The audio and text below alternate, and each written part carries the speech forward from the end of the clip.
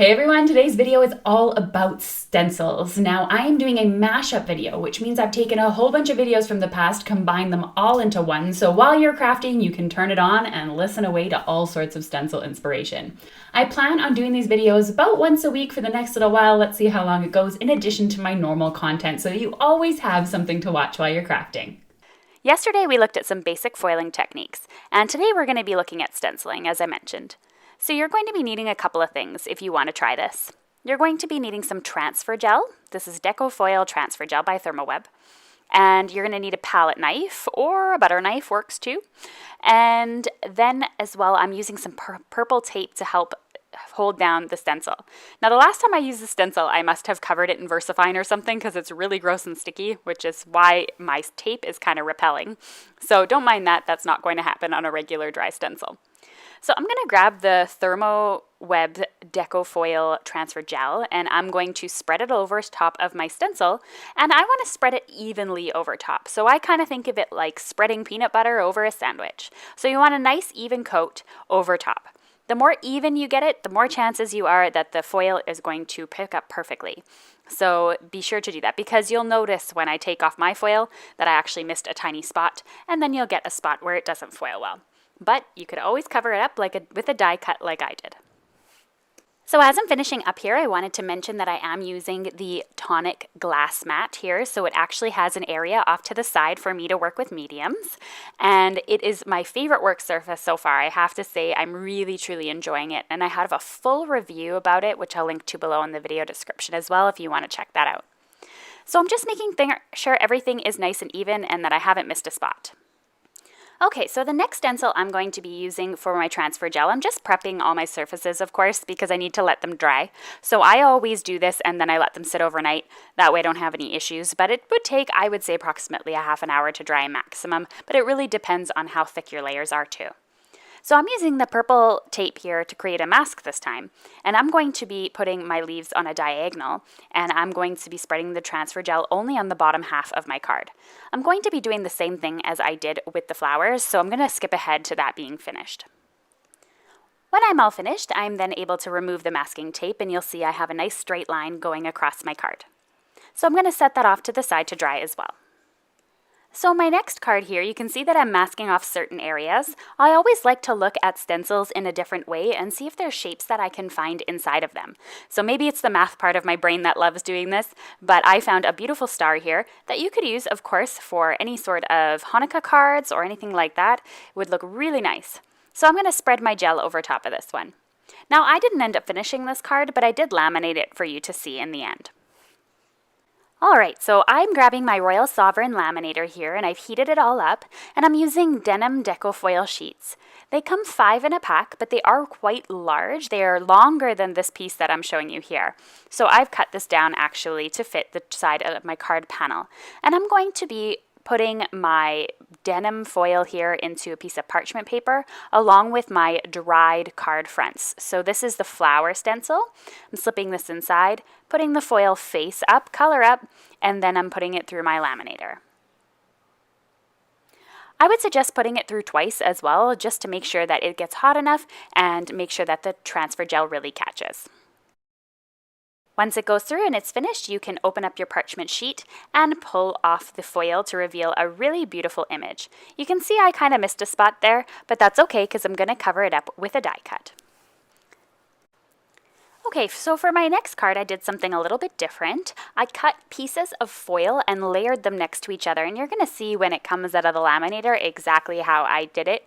So this goes with the leaves that I had done before. I wanted to create a fall-themed card, even though it's a bit out of season. I thought this would be cool to show off. So I used some red velvet, rose gold, wild dandelion, and sweet mango in order to do this. And you can see how I cut them into strips and I laid them one next to the other, and you get these multiple colors on the card, and it looks absolutely stunning when it's all said and done.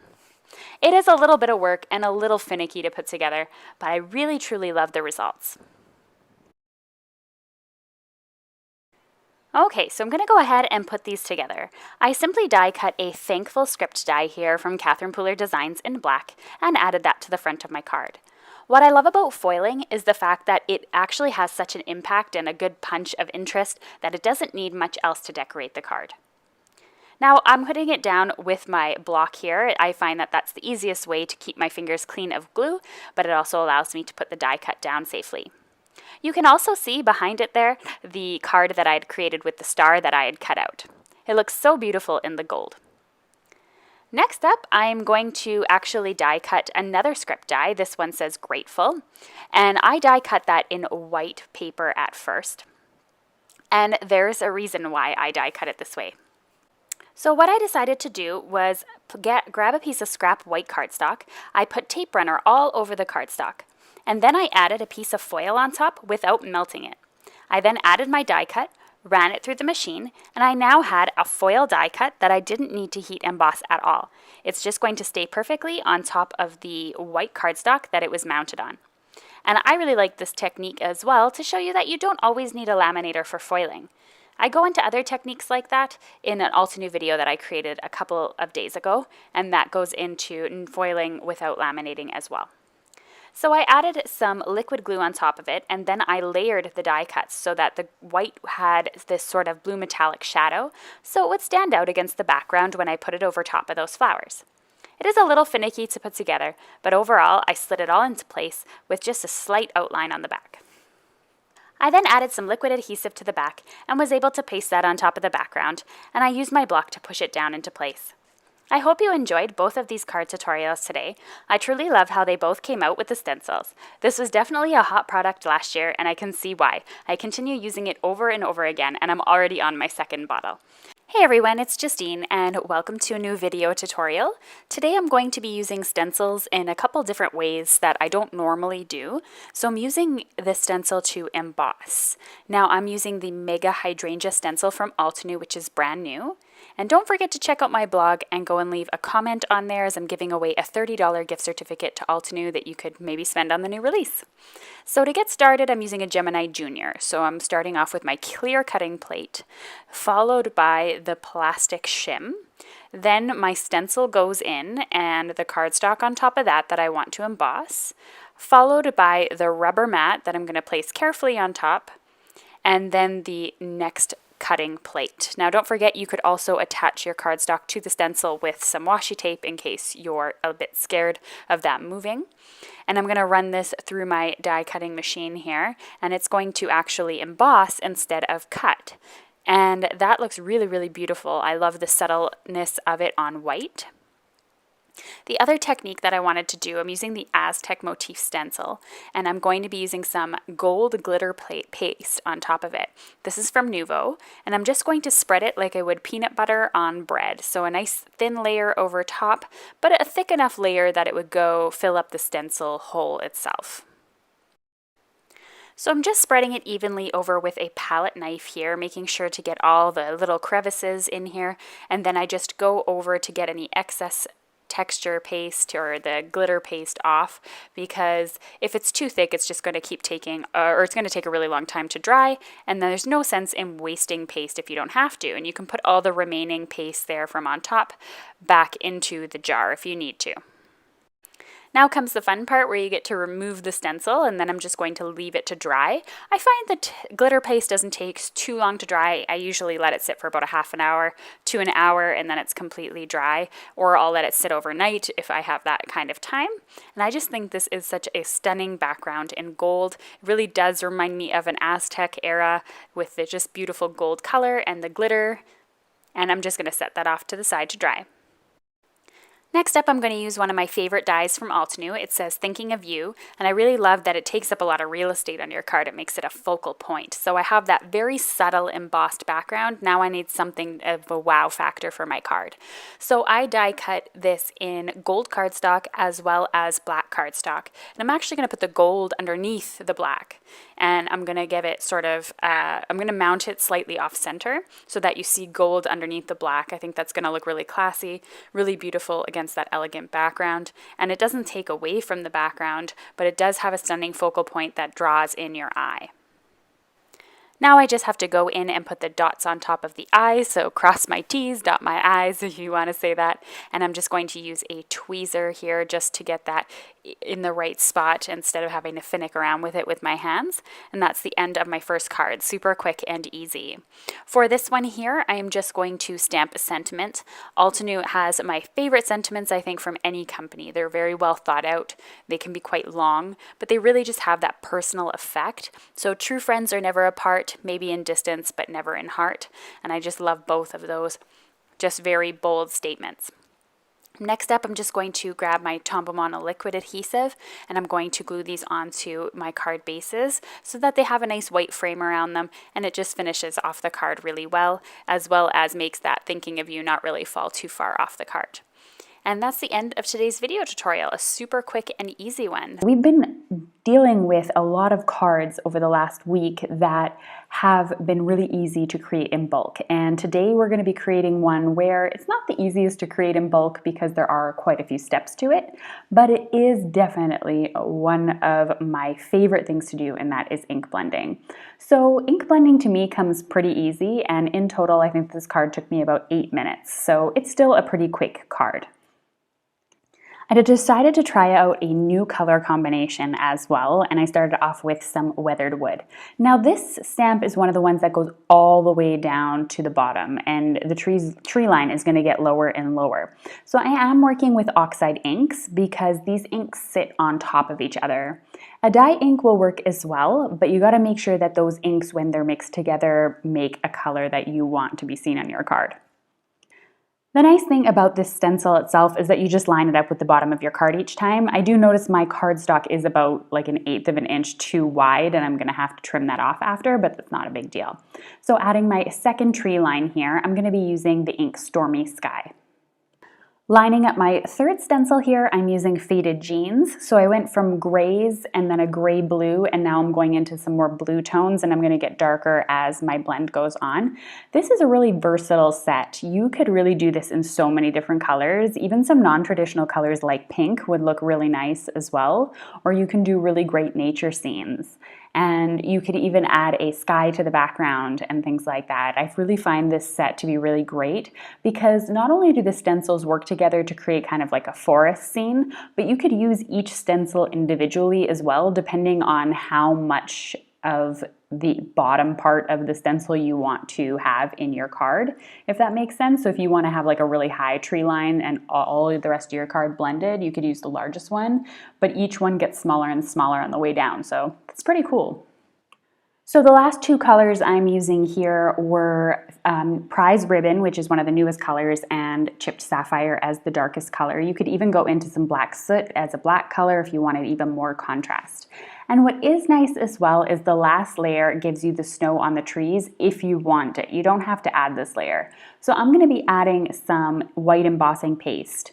The only thing I would suggest though is making sure that your oxide ink is dry. So just use your heat tool just to give it a little zap.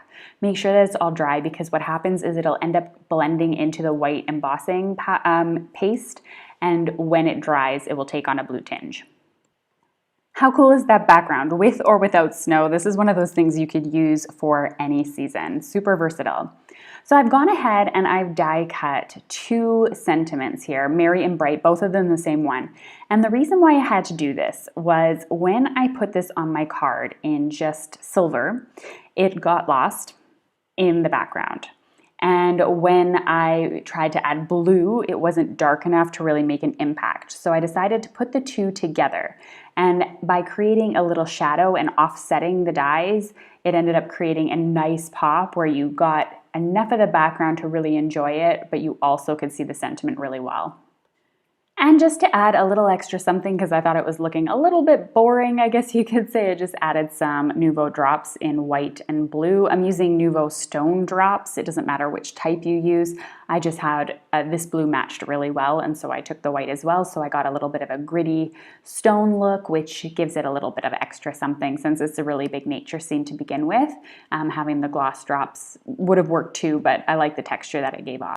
Hey everyone, it's Ardith, and I'm excited to be a guest on Justine's channel today. I've got 5 quick Christmas cards that use easy stencil techniques. Okay, let's dive right in. My first card uses this new wonderful wreath stencil from Altenew and an easy flip technique. I started by placing the stencil onto my cardstock and securing it with purple tape. I also put purple tape over the berries in the center to prevent any tragic ink blending accidents, and I put down my first layer with Catherine Pooler's Sage ink. You can make the blending as even as you want. I like the variation in tone by not worrying too much about that. Then I flip my stencil over, and when you're flipping your stencil, you need to clean and dry it first. Yes, I learned that the hard way, but it seems really obvious to me now. You can see that the leaves are now all kind of pointing in the opposite direction. The important thing is to make sure that the circle of branches is in the same place as the previous layer, otherwise the whole thing will just look a bit off. This time I used spruce ink, which is a dark foresty green. I stamped a sentiment in VersaFine Onyx ink, and to finish it off, I blended some rouge ink through the berry holes in random spaces around the wreath. These pops of red really add the festive feeling, and that just shows how versatile this wreath can be all through the year. This technique is a fun alternative to shifting the stencil, but both techniques give you a result that has more depth and interest in the leaves, especially when you use different shades of ink like I did here. My next card uses a Honeybee Stamps Poinsettia stencil. This is stylized and artistic, and it gives a really fun look. I chose a partial outline technique to isolate one of the flowers for my card. I used a 0.5 sized Copic multiliner and simply outlined the portions of the stencil I wanted on my card. These pens come in a variety of sizes that give you lines of different thicknesses. I think that this size pen gives a nice, crisp, defined line, but isn't overwhelming. But depending on the look you want, you can choose another one.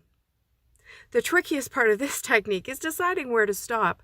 I wanted to have a full flower and lots of leaves so there would be both red and green, and of course gold for the centers. This time I used pixie spray on the back of the stencil to hold it in place. Some of these shapes have very thin lines between them, and I wanted as little movement as possible. Then I simply colored in everything with my Copics. I chose 3 shades of red, green, and gold, so that I could create lots of contrast. They're all listed below in the supply list. To make the flower pop, I also put some gray shadows on the bottom left sides of the shapes with 2 toner gray Copic markers, and I blended some It's a Boy ink around the panel, fading it out as I got closer to the poinsettia, so I didn't have to worry about contaminating any of the colors. To finish this one off, I added a simple Merry Christmas from a new set from a Jillian Vance design, stamped in VersaFine Onyx ink, and I added a few areas of stickles for some festive sparkle. My next card uses a simple masking technique to create a frame around the edge of my card. I chose this leaf stencil from Pretty Pink Posh because the shape of the leaves made me think of mistletoe. I used pixie spray on the back of this stencil, but then I also used some purple tape to mask over the leaves that I didn't want to have any ink blending through.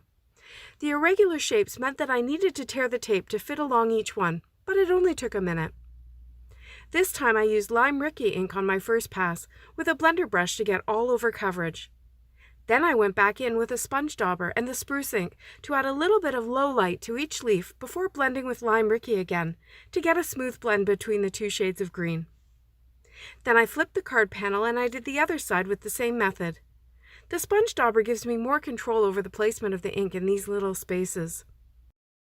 When it came time for the ends of the panel, I lined up 2 branches that would fit in the space, and I used more purple tape to mask off the other leaves. Cleaning and drying the stencil would have been a good idea here. The purple tape didn't want to stick to that stencil surface once it was slick with the ink, and I ended up with a couple of extra areas blended, but they aren't really noticeable. I flipped the card panel again and did the other end, and the result is a beautiful frame of mistletoe. I added another new sentiment from a Jillian Vance design, and I used some Nouveau Dream Drops in Cloud 9 color to create some pearlescent berries in the leaves. My next card uses an old stencil that I've had for years. I have no idea who made it, but it came with both the stencil and the mask for the angel, so I thought it would be fun to create a card that used both. I put pixie spray on the back of this one, and it will act as a mask as I blend various blue and gray inks over it to create my night sky. I started with Fiesta Blue right around the angel, and then I continued through the darker colors, Something Borrowed, Suede Shoes, and then I added some Queen for a Day, which is a deep, rich purple. I put a pad of recycled newsprint behind my panel. I like to work on this surface because it's absorbent, which means that it takes that first heavy amount of ink off the brush, and it also means that the ink is not sitting there waiting to be picked up by my card or my fingers and create smudges. After the purple, I did something I'm not sure I loved. I added some blackjack, which is a dark gray. I was trying to darken the sky, but I feel like I lost some of the richness of the blues, so I probably wouldn't do it next time.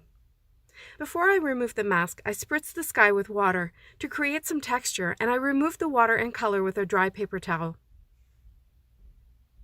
I trimmed the panel with a scalloped rectangle from Catherine Pooler Designs and stamped a peace sentiment from a Gillian Vance design. And then I thought about how to add some sparkle. This time I placed the stencil portion down on the panel, and I ran a very thin bead of stardust stickles around the outside. Or is that the inside? I didn't put it over the sentiment. Really, I should have thought of this before I stamped that. I used my fingers to kind of smoosh the stickles out from the edges and give the angel kind of a sparkly trim. For her trumpet and halo, I used some platinum stickles. I guess it's a bit like using glitter paste, but on a very small scale. To finish this one, I just put it onto a white card base.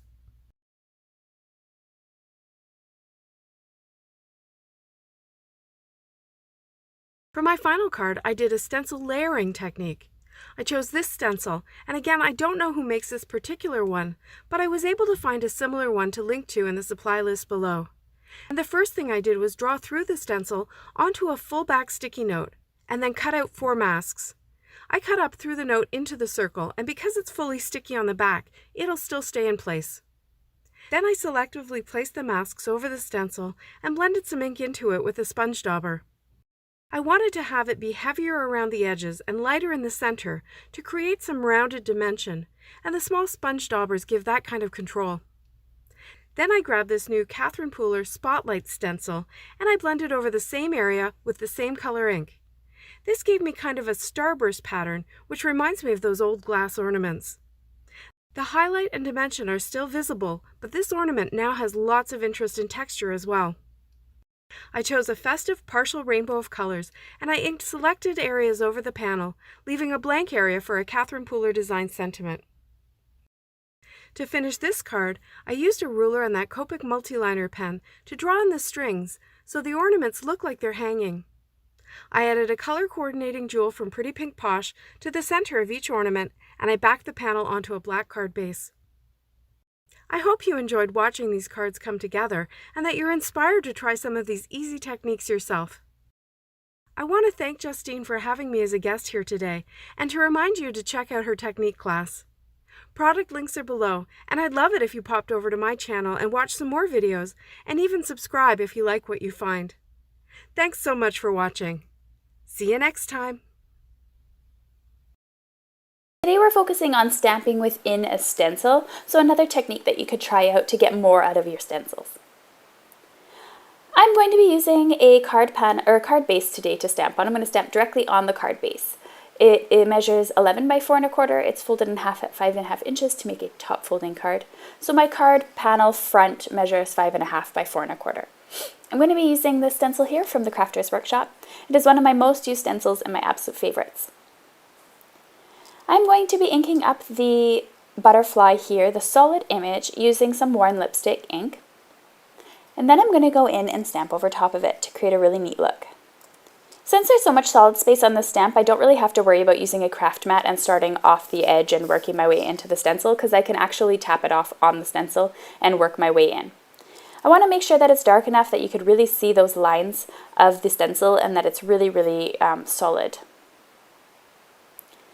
I'm going to be using some Wild Watermelon ink from So Susie Stamps. She has new ink bites out, and I'll be doing a video on them very shortly as soon as my last one arrives. And I'm going to be using this stamp here from Tim Holtz, and it's a sentiment stamp. Now, I always mention the mistakes I find or ways to make this easier when I'm making my videos, and I would probably use a sentiment that was maybe centered, or I would use a bunch of different words and sort of make a fun template out of them, because when I go to stamp, you'll notice that a couple words end up overlapping. I don't think it makes a really big deal or makes it really noticeable, but it was just something that I noticed. So I'm going to ink up the stamp, And I'm going to stamp right directly into the stencil. Now you can see sort of my problem is that my left side of the stamp is completely lined. The alignment is to the left, and then my sentiment ends at different areas on the right. So when I stamp it, you'll see when I have to go stamp the other side of the butterfly, it's a little bit difficult because all of my edges on the right side are all jagged and the actual left side is straight. So I'm just going in to stamp the rest of this butterfly here, and I'm just stamping in the rest of the little pieces. I did end up overlapping a couple of words, but as I mentioned, it's not really completely noticeable. I'm just going to clean off my stamp using a baby wipe here, and then I'm just going to reveal the final result and stamp my sentiment onto the card. Look how gorgeous this butterfly looks versus if you were to just do a solid image. You could also use things like background stamps to decorate it, to create a nice pattern inside the butterfly, or words to make a nice sentiment. I'm going to be using the Love sentiment from So Susie Stamps, and I'm inking that up in Versamark ink. I'm just going to stamp this using my stamp press, and I'm going to stamp it in the bottom right hand corner. A very quick, simple, and easy card, and a really great technique to try out with your stencils to get just more out of them.